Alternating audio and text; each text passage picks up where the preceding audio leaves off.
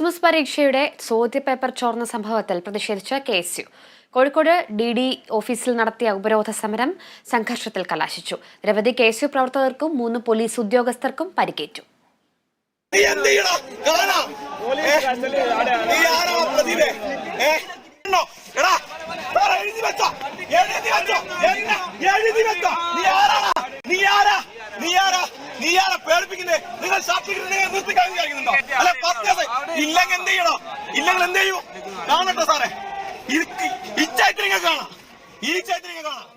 കോഴിക്കോട് നഗരത്തിലെ ട്യൂഷൻ സെന്ററുകൾ വഴി ക്രിസ്തുമസ് പരീക്ഷയുടെ ചോദ്യപേപ്പറുകൾ ചോർന്ന സംഭവത്തിൽ പ്രതിഷേധവുമായാണ് KSU പ്രവർത്തകർ കോഴിക്കോട് DDE ഓഫീസിൽ എത്തിയത്.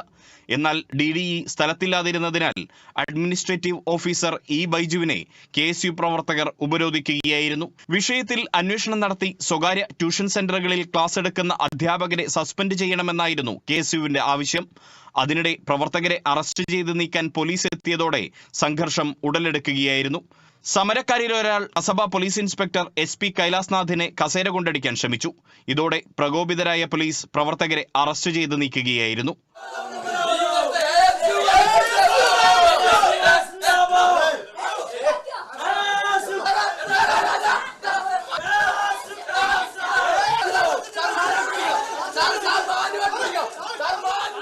അറസ്റ്റിനിടെയാണ് KSU കോഴിക്കോട് ജില്ലാ പ്രസിഡന്റ് VT സൂരജിന്റെ ഷർട്ട് കീറിയത്. പെൺകുട്ടികളടക്കമുള്ള പ്രവർത്തകരെ ബലം പ്രയോഗിച്ചാണ് പോലീസ് അറസ്റ്റ് ചെയ്ത് നീക്കിയത്. നടപടിക്കിടെ പോലീസ് ഇൻസ്പെക്ടർ SP കൈലാസ്നാഥ് അടക്കമുള്ള 3 പോലീസുകാർക്ക് പരിക്കേറ്റു. മുഴുവൻ KSU പ്രവർത്തകരെയും കസബ പോലീസ് സ്റ്റേഷനിലേക്ക് മാറ്റി. Riyas KMR, Kerala vision news, Kozhikode.